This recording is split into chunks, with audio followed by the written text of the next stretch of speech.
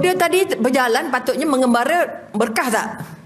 Setiap perjalanan, sebab itu orang nak pergi haji, tolong ya Allah doakan saya dalam perjalanan. Masa puan dalam perjalanan dan dari naik kapal terbang dari rumah sampai KLIA, naik kapal terbang, tolong doa saya A, B, C, D, E. Jangan banyak benar, satu je lah. Okay, doakan saya begini, doakan saya begini. Sebab bukan doanya sampai ke Mekah, bukan dah sampai Madinah, bukan sampai Kaabah, tapi doa semasa dalam perjalanan. Sebab itu janji Allah yang dalam perjalanan yang inayah dan doa ibu kepada anak. Ini di antara yang terangkat 3 doa yang Allah tak pernah tolak. Pertama, terinayah. Kedua, dalam perjalanan. Ketiga, doa anak, doa ibu kepada anak. Jadi dalam kaitan kan doa banyak, ya Allah jadikan aku baik, anak aku ini, anak aku ini, anak aku ini. Okay? Ini kita jangan pakai. Selalunya kalau travel kita buat apa? Dah sampai belum? Belum. Ya Allah. Dari lepas ini kalau berjalan, pastikan kita tak tidur. Boleh tidak? Sahabat saya dia dari Kuala Lumpur driving sampai Batu Pahat, dia bawa cili api segenggam. Saya kata, untuk apa cili api ni bos? Ubat ngantuk. Dia buat macam mana? Ngantuk je gigit. Betul? Cuba ikut, efektif. Okay, dia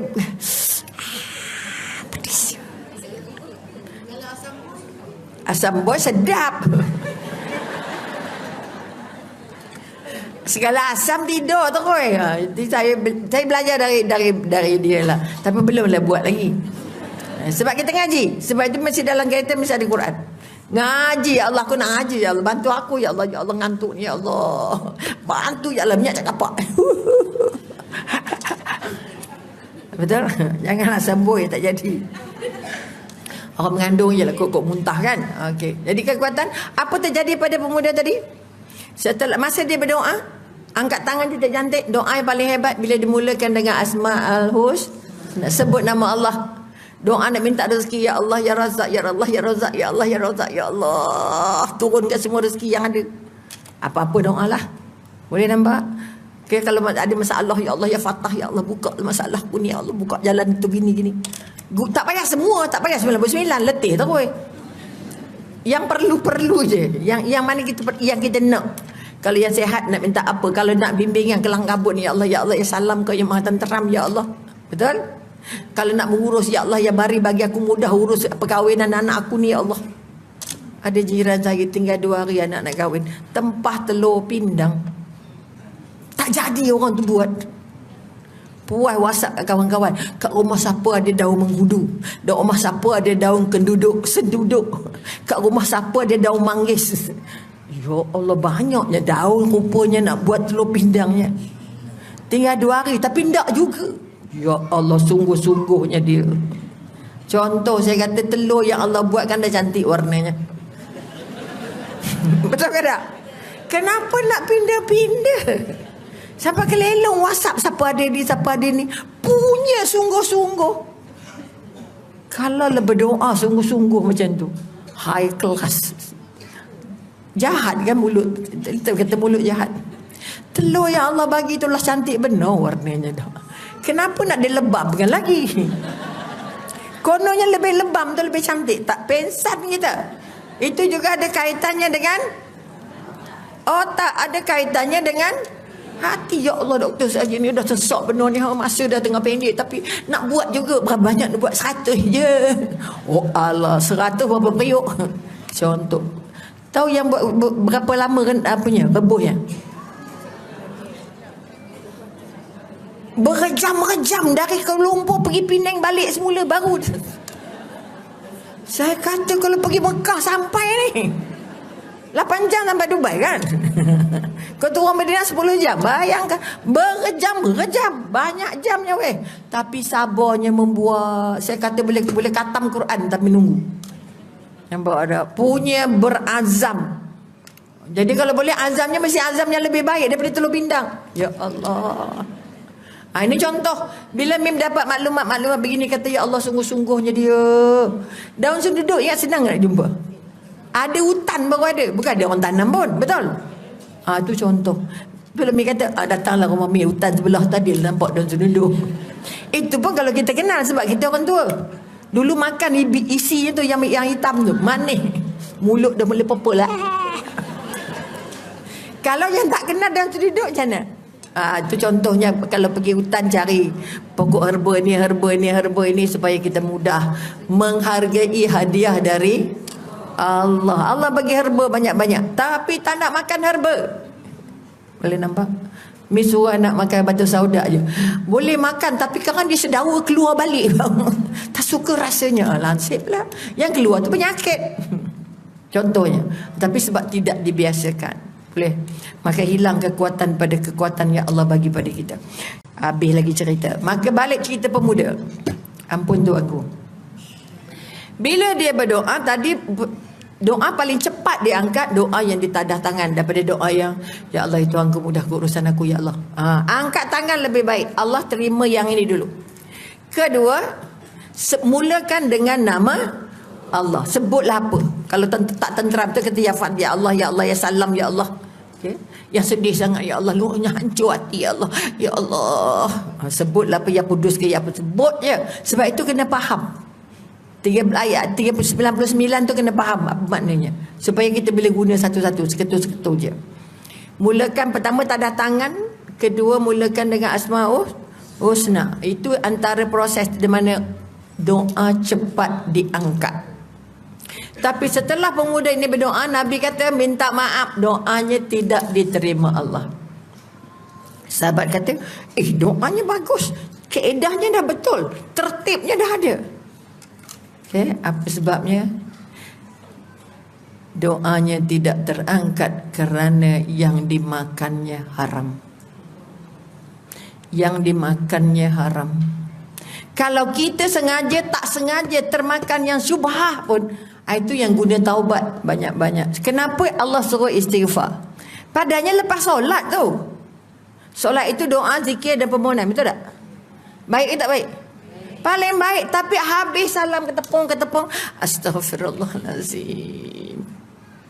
Macam lepas buat jahat pula. Betul ke tak? Nak minta. Bermakna belum tentu ibadah kita itu diterima bulat oleh Allah. Sebab itu ingat dulu dua perasaan. Satu, bimbang. Ya Allah, terima solatku ya Allah. Terima tahajud ini ya Allah. Terima qiyamul lail ini ya Allah. Betul? Bimbang dan mengharap. Dua perasaan yang mesti dipegang kemah-kemah. Macam orang masak lah. Kalau masak harapnya apa? Sedap ke tak sedap apa? Sakit perut tak? Sakit perut. Makanya kita kata kita mengharap bagi orang makan. Sedap tak kata? Okey je. Lega. Betul? Minggu sudah kemua. Diidang durian. Buang semua laksa-laksa Johor. Berkenan betul dengan durian itu. Ada kolesterol hidup. Tanya orang tengah makan, tanya kolesterol letih juga. Kata orang ni tak ada psikologi langsung. Okay, 101 ke 1, kita mana tahu 101 kan tulis kat durian kan. Sedap benar buat duriannya. Contoh. Tapi ingat balik ya Allah itu aku. Kalau itu betul kan kolesterol, selamatkan aku ya Allah. Aku dah banyak makan ya Allah. Doa terus sebab orang tu dah cakap betul ke tidak, betul? Kalau masin kan, tak pensan kita. Terus meloncat kolesterol, terus kom. Nampak? Yang kata, apa saya cakap macam tu? Tak payah marah dia. Itu peringatan sebab dia tengok kita macam mabuk. Mabuk. Sebab memang kaki durian juga. Kaki bukan lagi beli satu-satu dah. Duduk situ 3 biji boleh habis. Punya jahat. Okey, itu satu daripada ikut hati ke ikut otak. Sekali semusim je, bukan ada semasa. Makanlah berapa puas-puas pun. Betul? Yang puas-puas tu syaitan masuk. Iblis masuk lah. Agak-agak, walau suka pun, walau gembira pun, walau kegemaran pun, taklah sebiji sekitar seorang aja. Betul tak? Itu pun nak kena jaga. Saya memang kaki durian, bak semua. Mau. Boleh? Maka sekali lagi pemuda tadi Nabi kata, doanya tidak terangkat. Ini pesan untuk kita. Semak balik gaji kita, klaim kita, duit bank kita, interest kita dan segala benda yang kita dah buat sebelum kita jumpa majlis ilmu. Okay? Ada benda-benda yang silap. Klaim dah garanti. Kalau yang kerja kerajaan dah garanti tak betulnya. Walaupun tanda tangan saya dengan ini mengaku bahawa cerita di atas adalah benar. Betul tak?